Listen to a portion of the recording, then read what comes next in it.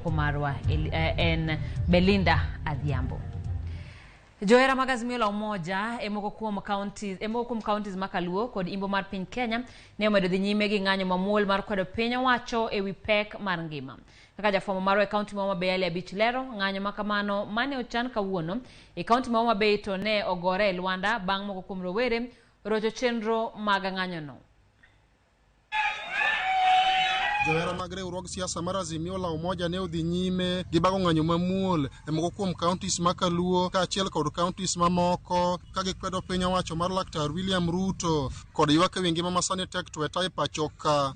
E kaunti ma Migori, johera mag Azimio ne obago ng'anyo e bomano, ng'anyo mane oweyo ka chenro mag ohala kod yore mag wuoth ne orochore kendo ne ochuno johala mondo olor kuondegi mag ohala ka ng'anyo makamano ne ok oyuore kod jotelo ma oyier e kaunti no. Owacho maber niya, ka giyie to giwuoge chon nikech ok wanyal bedo e ngima matek machalo kama ma nyithindo ok nyal dhi sikul, ok wanyal yudo mogo moted e sufuria, gimoro amora ni malo ma onge gima ni piny kata achiel. Bei mar mafuta ni malo. Kastu kono wa maber ni undu serikal mo wakanye wakoni ni a state house immediate wado wacho ni maber Ruto wang'eni ni joluo wadwa moko mawinji kanyo nyan mar jite adenyo onge gima cham nyithindo adenyo Ruto wasaini kiye tibuoke me chien to kidagi wabiro ni state house wuoga state house.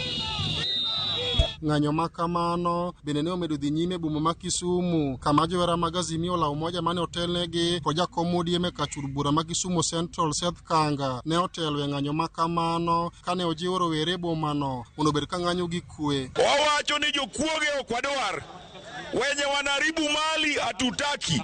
Kama tunaandamana usijaribu kuenda kwa duka la mwenyewe. Umesikia? Uiege bado kuzukuiego. Kwa sababu adui yetu ni moja anaitwa serikali ya William Samoei Ruto. Wangapi wamekubali? Museme Ruto must go. Ruto must go. Anago nwero kamano jo Kisumo. 20th wadhi state house wate. To e kaunti ma Homa Bay ng'anyo mane ochan kawuono ne otore bang' kweth rowere moko ne owuok kawuotho e boma ma Homa Bay mar neno ng'anyo mane ochan ne ok odhi nyime. Kevin Ouma en jatend rowere mag ODM e kaunti no. Nakao chenro ma kawuono mar wuoth e town ka gi vijana wetena mondo miyo wa make sure ni Homa Bay County is peaceful. Wasewuotho mondo miyo wa make sure ni mine watimo ohala maonge ng'at mochando gi gige wadhi kare. Nang'o nikech jakom oluongo ng'anyo Nairobi ok Homa Bay.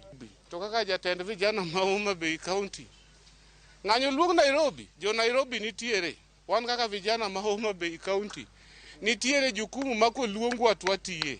Rowere go ramo maumo e ge piny ni ng'anyo makamano ok ne giyie mondo dhi nyime kaunti. Ana kwedo ng'anyo okang' mabor kech wan kaka yudhe wasebedo kwa sandre gini to gimoago onge. Since election onge ng'atwa mara mora mosakaw moket kamoro. Kendo kibete ng'anyo mande kaka jakom osewacho, jakom Homa Bay Town Constituency osewacho onge ng'anyo mora mora. Wach mar ng'anyo Homa Bay onge. Wadwa ni ji otim tijegi, mine wotim tijegi, vijende wotim tijegi. Sani waji puro. Ne wase kata mondo wakmany kodhi mondo wadwa komru vijende.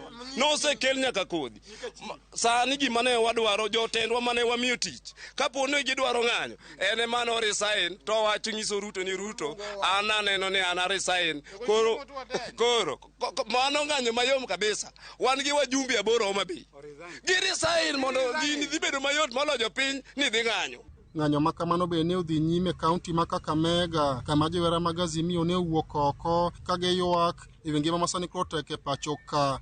Ali Abich, Ramogi TV, Homa Bay.